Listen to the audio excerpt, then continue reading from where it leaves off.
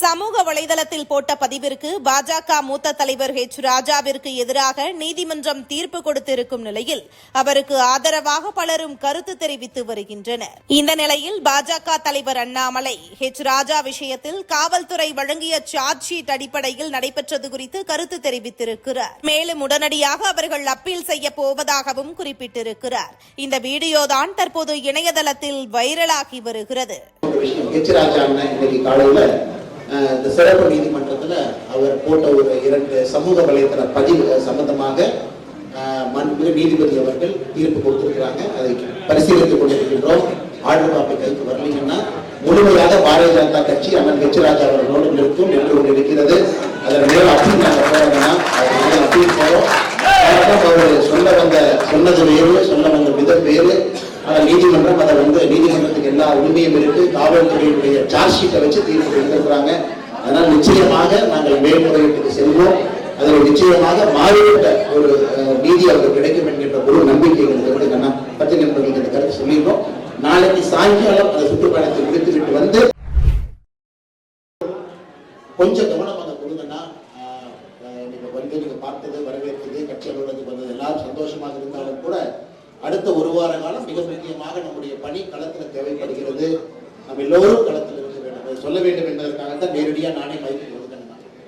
இரண்டாவது, ஒரு பெரிய உத்வேகத்தோடு நீங்க இருக்கிறீங்க. பாரதிய ஜனதா கட்சி கடந்த 3 மாத காலமாக அமைப்பு பணிகள்ல நீங்க எல்லாம் கவனம் செலுத்திருக்கீங்க. நிறைய புதியவர்களை கட்சியில உறுப்பினர்களாக எடுத்திருக்கிறீங்க. அதுக்கெல்லாம் முதல்ல உங்களுக்கு ஒரு பெரிய பாராட்டு சொல்லணும். மிக கடுமையாக நீங்கள் உழைத்திருக்கிறீர்கள்.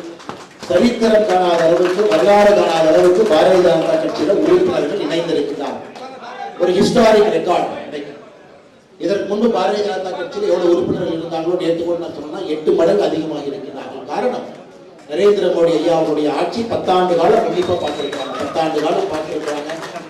இன்னும் நடந்து கொண்டிருக்கிறது. இன்னும் உறுப்பினர் சேர்க்கை நடந்து கொண்டிருக்கிறது. தீவிர உறுப்பினர் சேர்க்கை நடந்து கொண்டிருக்கிறது.